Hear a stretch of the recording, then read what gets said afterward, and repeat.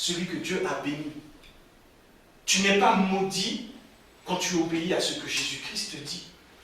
Il faut être conscient que parfois, les pasteurs, ceux qui ont été établis, ne seront pas dans le secret de ce que Jésus-Christ te dit à toi.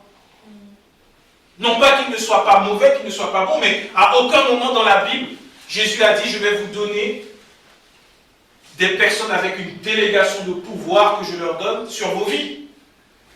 Pasteurs, évangélistes, apôtres, docteurs, prophètes ont été donnés pour nourrir, enseigner, coordonner les activités de l'Église, conduites par l'Esprit, ensemble, comme une main. 5 ministères, une main, elles travaillent ensemble. Dans quel but?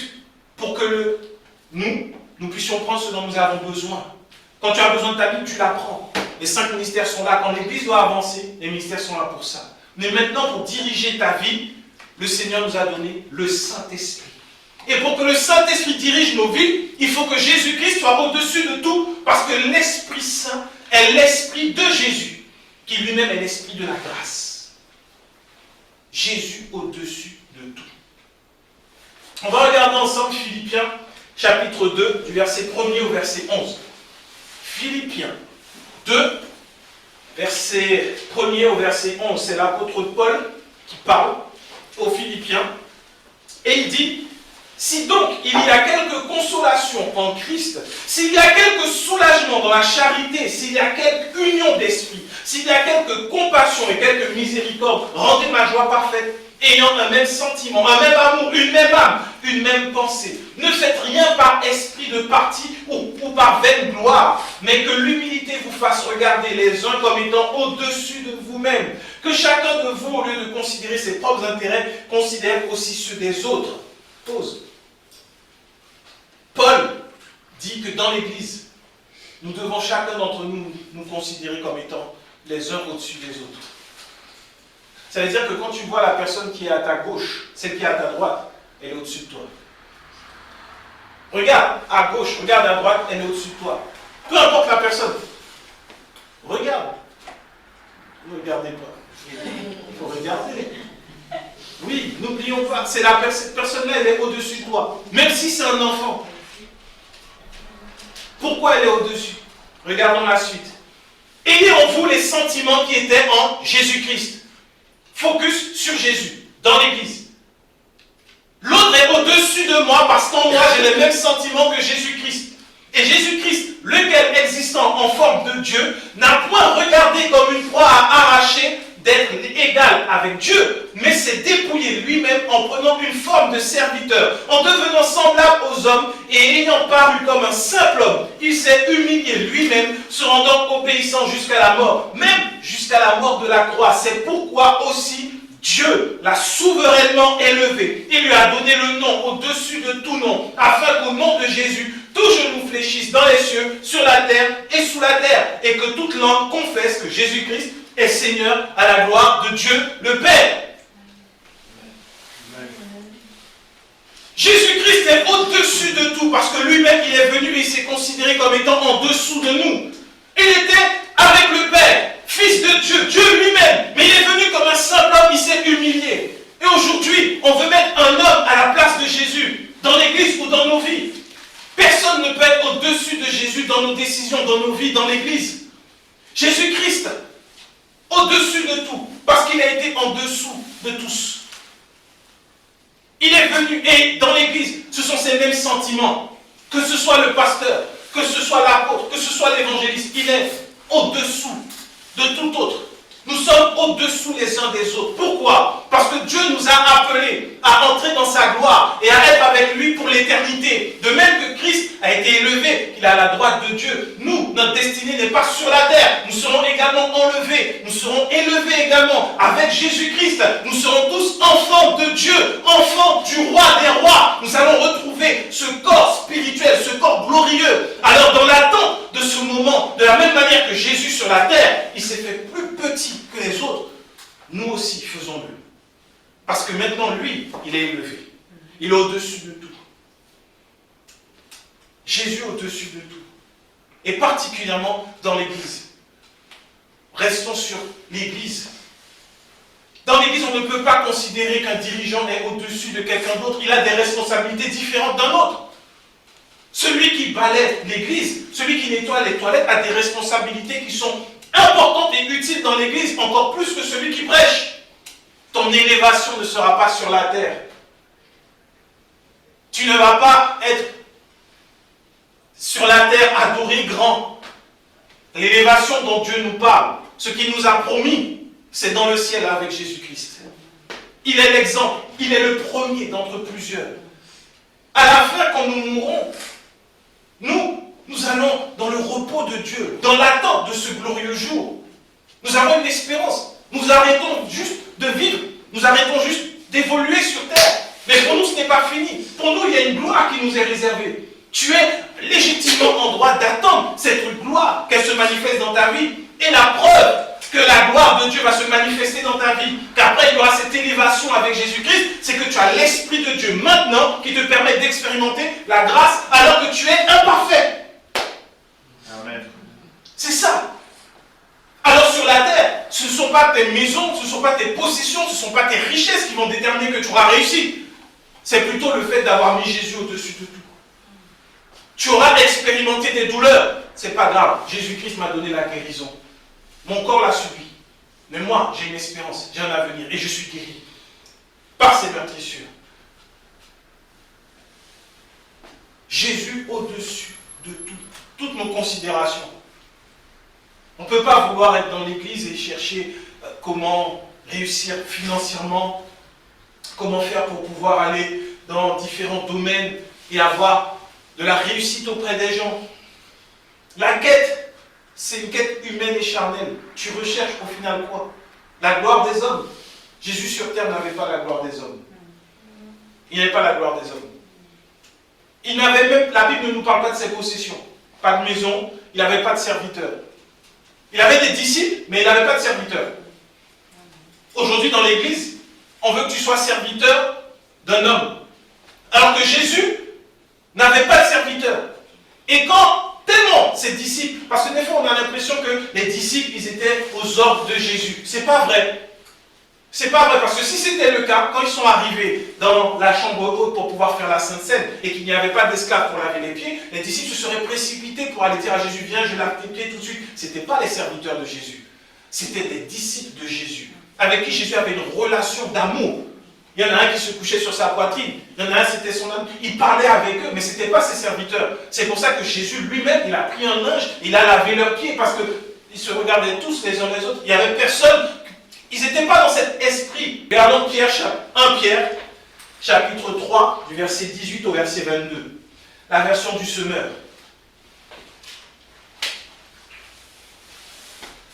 1 Pierre 3, 18, 22 nous dit, le Christ lui-même a souffert la mort pour les péchés une fois pour toutes.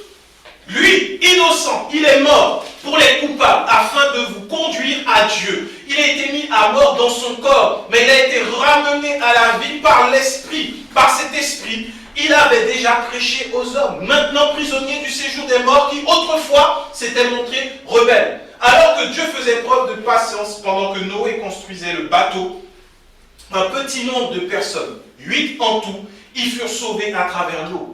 C'est ainsi que vous êtes sauvés maintenant. Vous aussi, ces événements préfiguraient le baptême. Celui-ci ne consiste pas à laver les impuretés du corps, mais à s'engager envers Dieu avec une conscience pure. Tout cela est possible grâce à la résurrection de Jésus-Christ, qui depuis son ascension siège à la droite de Dieu et à qui les anges, les autorités, les puissances célestes sont soumis.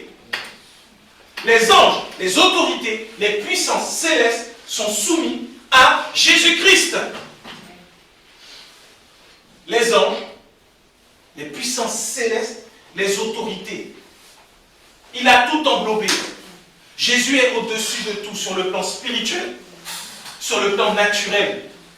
Il n'y a pas une autorité dans l'Église qui puisse t'ordonner de faire ce que Jésus-Christ ne veut pas que tu fasses. Jésus est au-dessus. Pourquoi? Parce qu'il est mort pour nos péchés.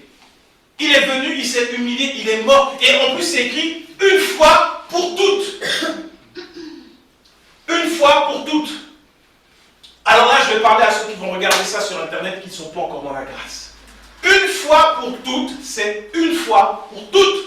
Ne va pas chercher le pardon auprès d'un homme. Ne va pas chercher la consolation auprès d'un homme. Ce n'est pas parce que tu auras confessé, raconté ta vie à un homme que tu seras pardonné.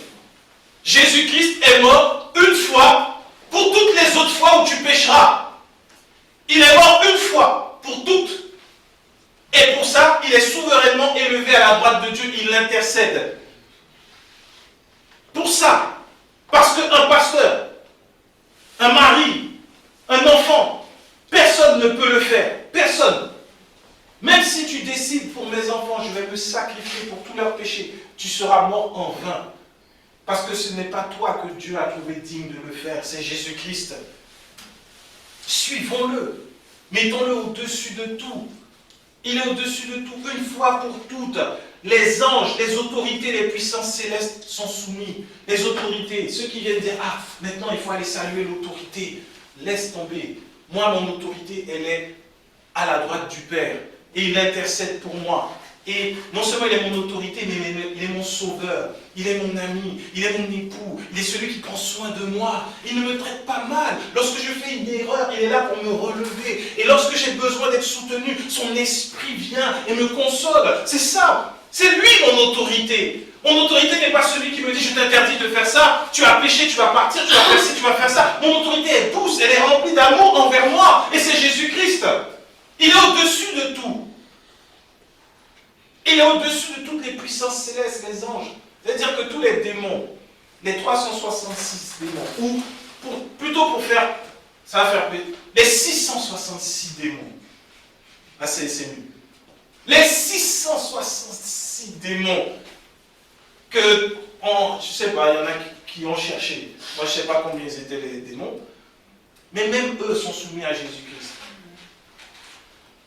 Alors quand toi, tu vas essayer encore d'aller déloger, sache que Jésus n'est pas au-dessus de tout dans ta vie. Parce que tu crois encore que toi, on va remettre les choses en place. Jésus, mort à la croix, a versé son sang, il a chassé les démons, il a reçu l'autorité, il a reçu le nom au-dessus de tout nom. Toi,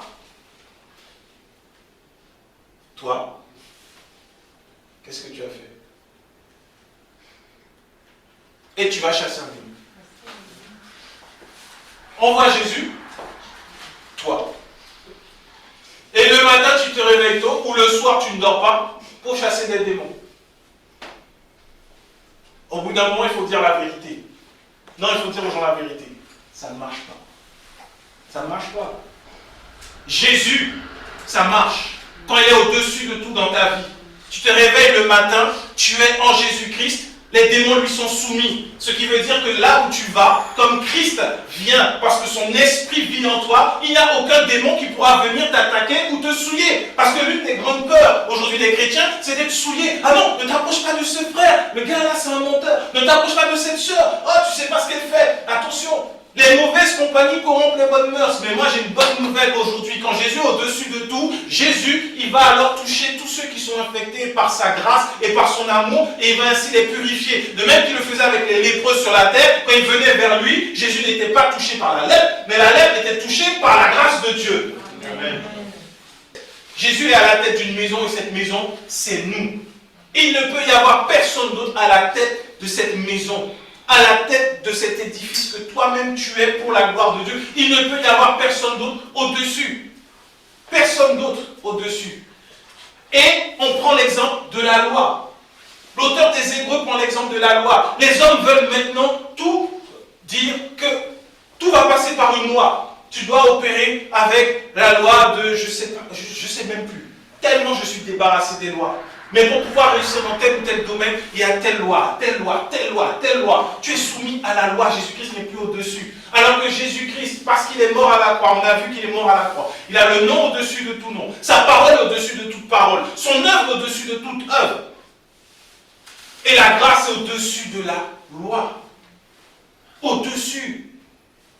Le principe de l'Ancien Testament, c'est que tout passe par le sacrificateur, ou le souverain sacrificateur. Aujourd'hui, on ne va pas parler de souverain sacrificateur parce que ça choquerait. On va dire tout passe maintenant par le pasteur, par ton leader, par ton autorité. On a vu que Jésus-Christ est au-dessus des autorités. Tu as fait quelque chose de mal, tu dois en référer à ton autorité. Tu dépends et tu es soumis à ton autorité. Tout, ça doit passer par ton autorité. Tu manques de respect à ton autorité. Attention, il est écrit, on ne touche pas à loin de l'Éternel. Quel moyen de pression merveilleux, franchement. Je peux comprendre, quand tu veux avoir de l'autorité et voir des gens faire ce qu'il faut, parce que tu sais, tu es investi d'une mission. Tu sais que la vérité est en toi. Il faut que les gens obéissent. Oui ou non?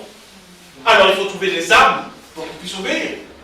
Parfois, quand tu es parent, les armes, c'est que tu n'auras pas de bonbons, tu ne vas pas jouer après. Fais attention, si tu ne fais pas bien tes devoirs, le monstre qui est sous le lit va sortir. Attention. Quand tu vois que tu ne fais pas bien, il y a des yeux qui te regardent. C'est la même chose aujourd'hui. Les gens cherchent Jésus et on les infantilise. Attention, si tu n'écoutes pas à la bonne parole que je prêche, tu vas louper la bénédiction. Attention, si tu n'obéis pas à ce que je dis, tu vas rater ta visitation. Attention, si tu n'es pas un bon serviteur dans ce que je construis et que je fais, tu vas passer à côté du manteau. Attention, si tu parles mal contre moi, les démons vont te rattraper. Attention, parce que j'ai été investi d'une autorité supérieure. Attention, c'est ça que les gens vont écouter à l'église. Et puis quand tu viens, tu dis, mais moi, j'ai tout fait, j'ai rien reçu. Ah, mais c'est parce qu'en fait, il y a des choses que tu n'as pas compris. Mais qu'est-ce que j'ai pas compris? Attends, il faut jeûner. Tu jeûnes. Mais je suis toujours pas marié. On va prendre l'exemple du Seigneur. Tu jeûnes, mais je suis toujours pas marié. Ah, mais en fait, c'est parce que quand tu jeûnais, tu n'as pas fait... tu aurais dû faire un jour en plus. Tu vois? C'est ce qu'on appelle le sacrifice dans le jeûne. Bon, tu pars. C'est toi, tu jeûnes encore. Si j'ai fait le sacrifice, regarde, on voit mes côtes. Je dis, ah, d'accord. Mais j'ai toujours pas. C'est parce qu'il te manque un niveau de révélation. Bon, je vais te donner ce niveau de révélation. Mais d'abord, il faut que tu sois soumis. Faire une offrande. On ne vient pas devant la présence de Dieu les mains vides. Et quand tu viens dans la présence, tu dis, voilà mon offrande, je veux la révélation. Donc la révélation, c'est en fait ton cœur. Tu as fait le jeûne, mais ton cœur n'était pas détaché du mariage. Donc, il faut prier pour ton cœur. Tu pries pour ton cœur. Tu reviens, tu dis, pasteur, j'ai prié pour mon cœur. J'ai compris, j'ai vu, j'ai réalisé. C'est vrai, je voulais me marier, mais ce n'était pas pour les bonnes raisons. Vraiment, maintenant, je m'attends à la visitation. 2 ans après, tu reviens, tu dis, pasteur, je ne suis toujours pas marié. Oui, mais est-ce que tu savais qu'une fois que tu as prié pour ton cœur, il faut le garder, sinon les démons viennent reprendre la place que tu avais libérée. Mais pasteur, tu ne m'as pas dit ça à l'époque. Ah, mais fais une offrande. Fais un jeûne, repars dans la... Et ça, c'est non-stop. Jésus-Christ n'est pas au centre. Il a tout pourvu. Il est au-dessus de ses lois. Quand tu es en Jésus-Christ, tu lui apportes à lui et à lui seul ton problème. Et je vais dire quelque chose. Et il y a des choses, ton pasteur n'a pas besoin d'être au courant. Il y a des choses qu'il n'a pas besoin, c'est entre Jésus et toi. C'est Jésus qui a payé le prix. Il y a des choses, des fois, même dans le couple. Les époux ne sont pas au courant. C'est entre Jésus et toi. Jésus est au-dessus de tout. Il est au-dessus de tout. Si tu vas à chaque fois exposer aux hommes, c'est-à-dire que tu penses que les hommes peuvent plus que Jésus-Christ. S'il y a quelque chose qui ne va pas, aie confiance en Jésus. Il va te le dire. Parce qu'il nous aime. C'est ça la vérité. Lui, il ne cherche pas à avoir des fidèles. Il ne cherche pas à avoir une église pleine. Il ne cherche pas à ce que le loyer soit payé ou les charges soient payées. Il ne cherche pas à avoir son salaire. Il cherche une seule chose. À ce que tu sois avec lui pour l'éternité parce qu'il t'aime comme une épouse. Voilà quand il est au-dessus de tout. Voilà pourquoi il y a des choses, c'est à lui qu'il faut les amener. Il ne faut pas les donner au pasteur. Il ne faut pas dire à X, Y ou Z. Non, tu te mets là, au pied de Jésus-Christ et tu lui apportes, tu lui donnes. Il n'y a pas de... Devant Jésus, il n'y a pas de fierté, il n'y a rien. Si tu viens, tu es en colère, donne cette colère à Jésus. Si tu es fâché, dis-lui, là je suis fâché, je ne suis pas d'accord, je n'aime pas ça. Jésus ne sera pas frustré parce que tu es venu en colère devant lui. Au contraire, une fois que tu as déchargé cette colère sur lui, il te donne du repos. Amen. Quel que soit ce que tu as, la peur, amène-la à Jésus. Tu as peur, dis, Seigneur, tu m'as dit de faire ça, j'ai peur. Je ne pense pas que je peux y arriver. J'ai besoin de toi, là montre-moi, là je n'y arrive pas, sinon moi j'arrête. Il faut le donner à Jésus. L'orgueil, le véritable orgueil, c'est de ne pas apporter à Jésus. C'est pas dire oui, moi je sais, je peux, je suis... Non, tu te sens capable de faire par tes propres solutions. Ça c'est de l'orgueil. Amène à Jésus-Christ. Là tu es humble. Pourquoi devant Jésus on veut toujours faire comme si on est fort, alors que c'est devant lui qu'il faut être faible? Tu as mal, ça te fait mal, tu n'aimes pas la situation n'est pas agréable. Quelle que soit la situation, ça peut être du péché, ça peut être des luttes, ça peut être des dossiers, mais on veut venir devant Jésus en étant fier, en étant bien maquillé. Mais si tu veux pleurer, pleure devant lui, pleure à ses pieds. Si tu veux te plaindre, plains-toi devant Jésus, ne te plains pas devant les hommes. Il est au-dessus de tout, c'est à ses pieds que tu viens. La situation est difficile, il la connaît. Il a été un homme également. Il a été tenté en tout, il n'a jamais péché. Donc ça veut dire qu'il a la solution pour tout. Tu as faim, tu as soif, tu es nu, quelle que soit la situation, donne-la à Jésus-Christ. Tu sens que tu es oppressé, donne-la à Jésus. Il a été tenté par le diable. Tu sens que tu as faim, dis-le à Jésus parce que lui-même il a eu faim. Tu sens que tu es angoissé, que tu as peur. Jésus a été angoissé au point d'avoir des grumeaux de sang. Est-ce que toi tu as des grumeaux de sang? Non. Donc tu peux aller auprès de Jésus, tu peux lui faire confiance. Il est digne de confiance. C'est ça Jésus au-dessus de tout. Dans l'église, mais dans nos vies aussi. Au-dessus de tout.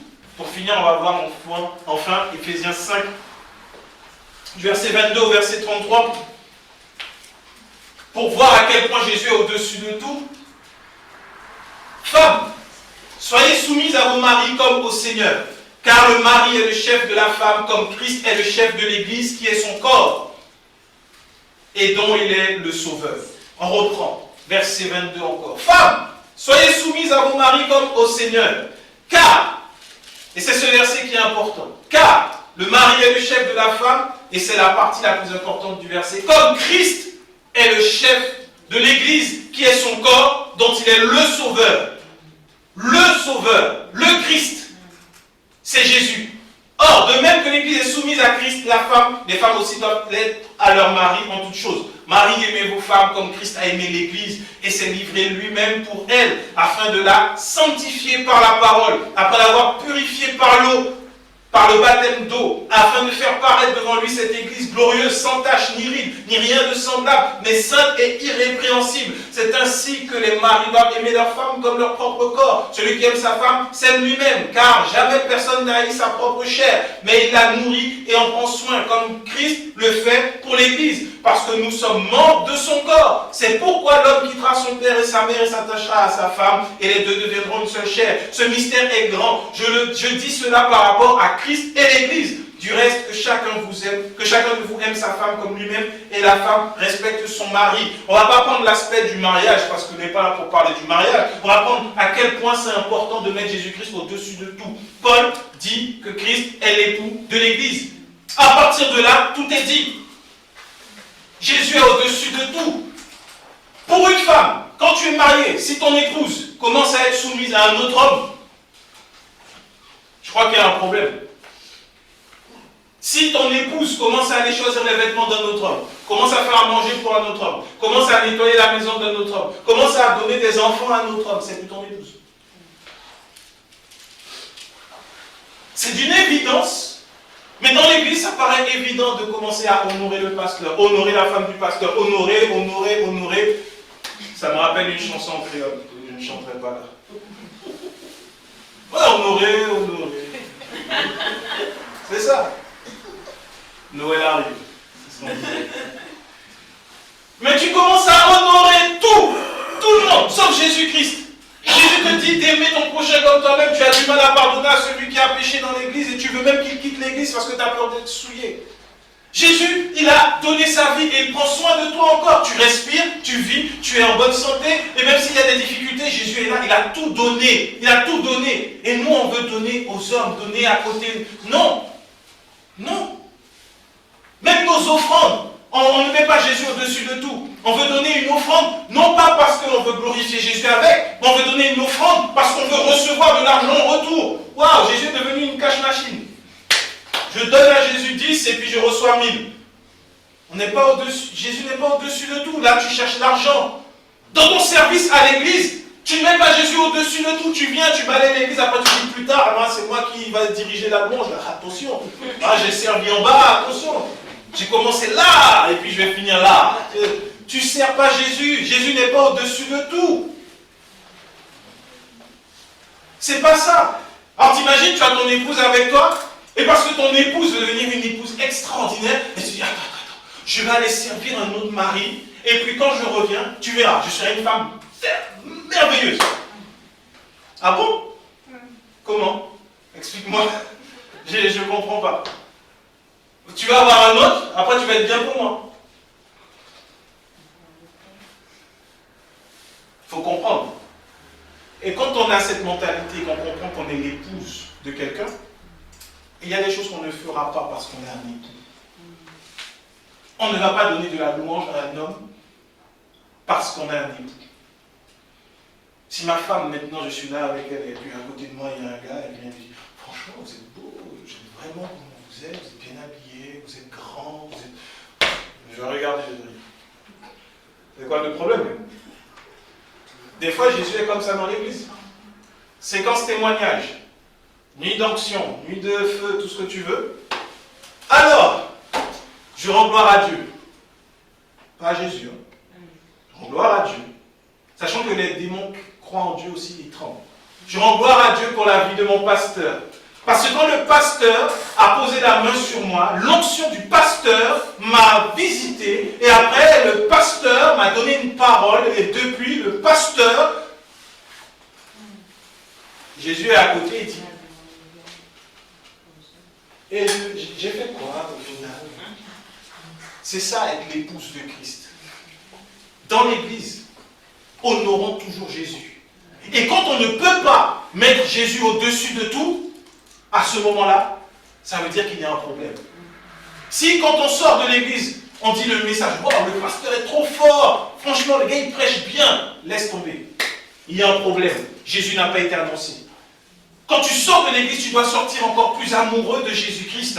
Quand tu sors de l'église, tu dois sortir avec encore plus d'envie de le connaître. Tu dois te dire, non mais je veux passer du temps à ses pieds dans la prière. Pas parce que j'ai besoin de quelque chose, mais juste parce qu'il est mon époux, parce que je l'aime, parce qu'il prend soin de moi, parce qu'il a tout fait pour moi. Il est même mort à la croix pour moi, alors que moi je suis issu d'une famille de sorciers, alors que moi j'étais méchant, j'étais mauvais, j'ai fait du mal, j'ai fait tout ce qui n'était pas bon. Mais Jésus-Christ m'aime tellement que je veux aller dans la présence, dans sa présence et lui dire à quel point je l'aime en retour.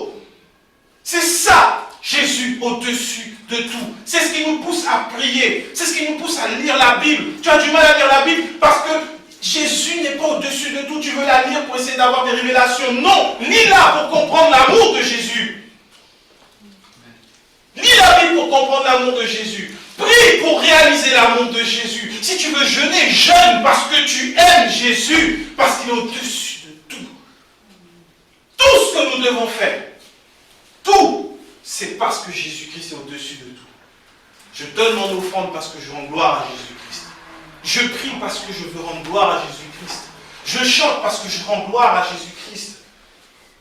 Quand je viens dans sa présence, c'est parce que lui est avec moi tous les jours. Et quand je viens à l'église, tous ensemble, nous sommes heureux de pouvoir partager la présence, la même présence merveilleuse d'amour de notre Seigneur Jésus.